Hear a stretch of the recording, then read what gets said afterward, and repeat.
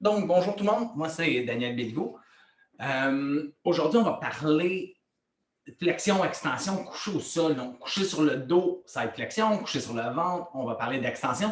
Puis on va même rentrer dans la flexion latérale, vraiment de où partir, de où aligner son cou et tout. Parce que des fois, j'entends souvent que la flexion sur coucher sur le dos, que c'est trop le cou qui travaille, sur le ventre, c'est trop le bas du dos qui travaille, sur la flexion latérale, couché sur le côté, c'est le cou encore qui travaille. Donc, c'est toujours important de décortiquer ces mouvements-là. C'est quoi, je vais avancer ma caméra. Rien qu'une petite affaire de plus, ben, je pense que vous allez mieux voir si je dis.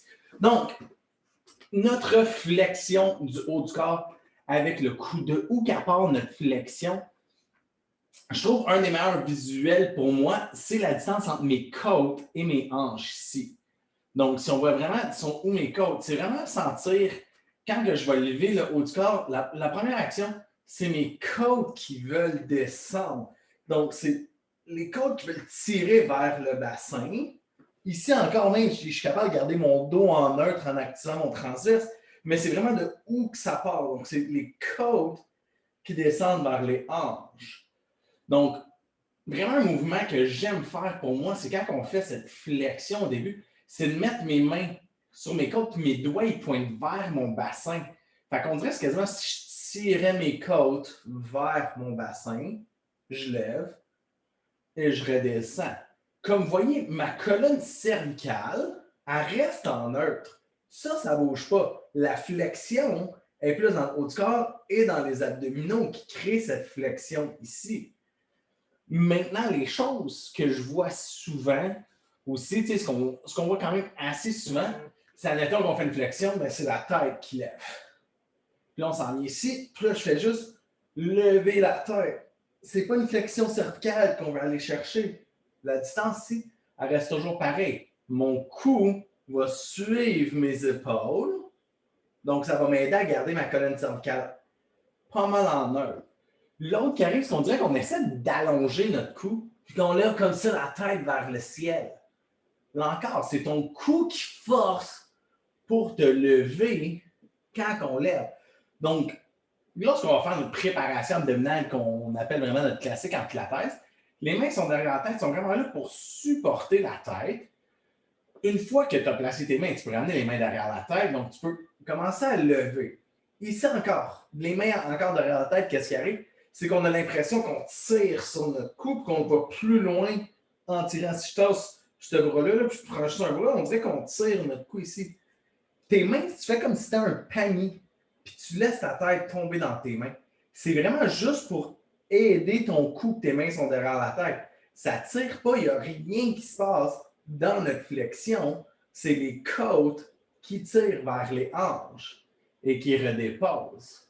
Les côtes qui tirent vers les hanches et redéposent. Donc, quand on s'en va dans notre oblique externe, qui est la côte vers la hanche opposée, c'est le même concept. C'est prends ta côte, ta hanche opposée, rapetisse cette distance-là. Donc, encore, le cou, il reste stable. Les bras, les coudes, ils restent larges ici. Et je redescends. La première chose que je vais aller chercher, c'est tirer la côte vers la hanche opposée et redescendre. Encore, ma main, ma paume sur la côte, les doigts vers la direction. Je trouve que c'est, pour moi, c'est une des façons. Essaie-le, voir si ça fonctionne bien pour toi. Ça se pourrait que ça fonctionne bien pour toi. Souvent, quand on fait ces séries d'abdominaux-là, en pilates, quand les pieds sont au sol, le bas du dos est en neutre. Donc, qu'est-ce qui arrive? Des fois, on a peur de ne pas aller assez loin pour plaquer le dos. Donc, c'est vraiment de réaliser qu'on est capable de différencier les segments de notre colonne sans bouger le lombaire et créer une flexion de notre colonne thoracique et redescendre. Donc, ça, c'est pour notre flexion couchée sur le dos.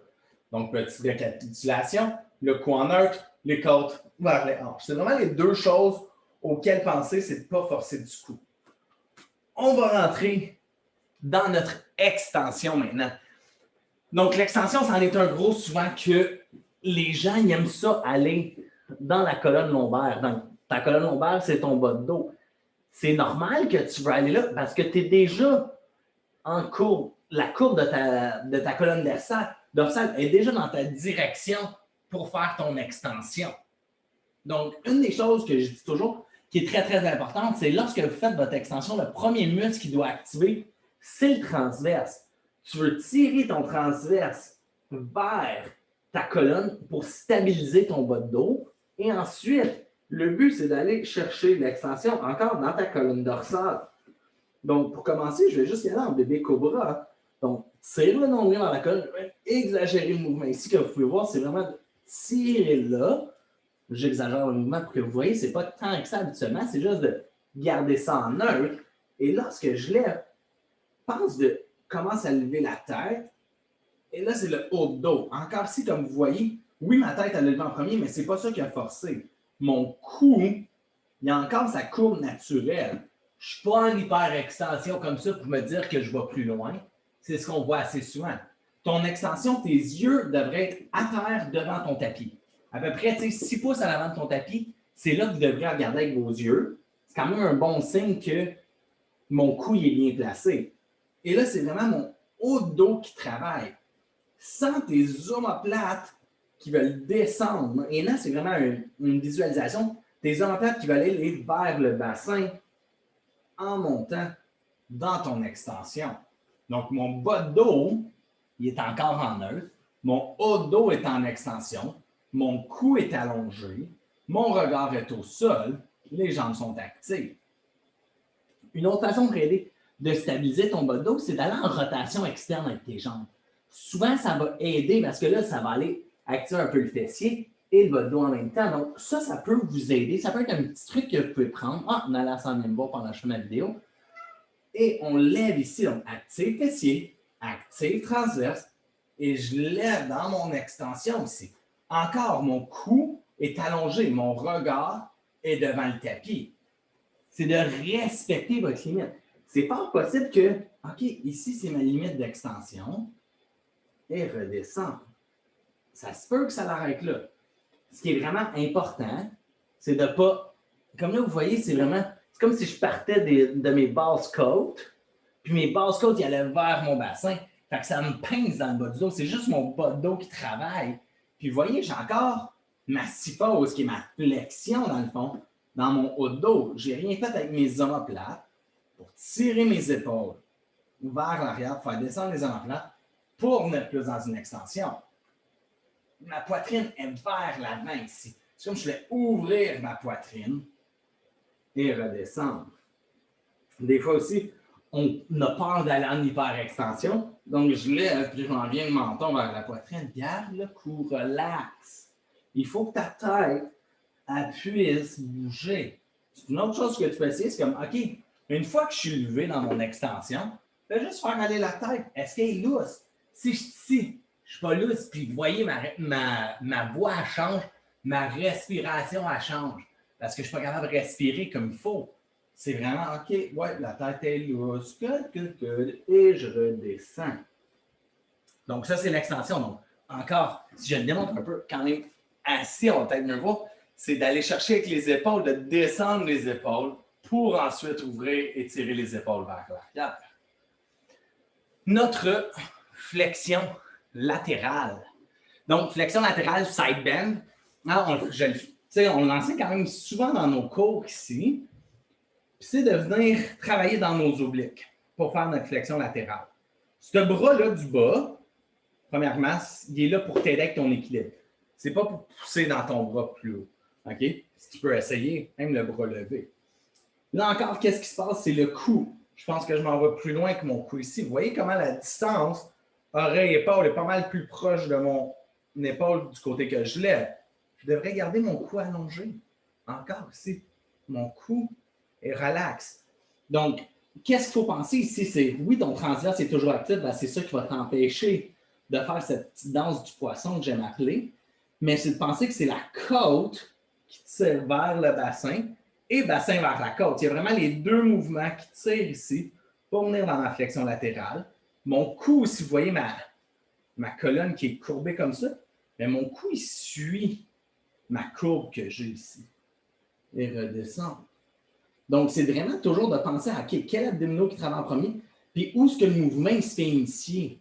Donc, je tire la côte vers la hanche, nombril vers la colonne, le cou bien contrôlé et redéposer. Donc, c'est 3 choses. Encore une des choses qu'il faut penser le plus, que ce n'est pas 3 choses. La chose qu'il faut penser le plus, c'est vraiment son cou. Donc, en flexion, c'est de ne pas y aller avec le cou. Même chose avec l'extension. Si je ne m'en viens pas, lever mon extension ici avec mes épaules qui sont vers le sol et mon side bend, c'est de ne pas y aller avec ma tête ici. OK? Respecte les limites. Il faut toujours réaliser que le corps à tout le monde ne va pas à la même place. Tu sais, quand je m'en viens faire mon extension, je suis quelqu'un qui a quand même une assez bonne lordose, puis mon haut de dos, ma colonne dorsale, est très plate. Je n'ai pas une grosse kyphose. Donc, oui, je vais être capable de la lever un petit peu plus loin dans mon extension, sans nécessairement aller dans mon bas de dos ici. Mais pensez vraiment, OK, c'est mes épaules. Tu sais, je veux tirer mes omoplates vers l'arrière. Je veux allonger mon cou et redéposer. En faisant tout ça, ça devrait vraiment aider pour ne pas avoir mal au bas de cou. Donc, coucher sur le dos, flexion, la distance entre côte-hanche, qui rapetisse. Coucher sur le ventre, pense de tirer les omoplates, mais aussi en premier, on active notre transverse pour stabiliser le bas du dos. Flexion latérale, c'est la distance entre la côte et la hanche du même côté. La côte tire vers la hanche en même temps que la hanche tire vers la côte, tout en gardant le cou bien long et une respiration fluide. Si tu as de la difficulté à respirer dans ton exercice, tu pousses sûrement beaucoup trop. C'est sûrement ton cou qui travaille trop si tu n'es pas capable de respirer pendant que vous le faites. Sur ce point, est-ce qu'il y en a qui ont des petites questions? Si vous avez des questions, écrivez dans le chat, ça va me faire plaisir de répondre. Je le vois d'ici. Je vais arrêter l'enregistrement.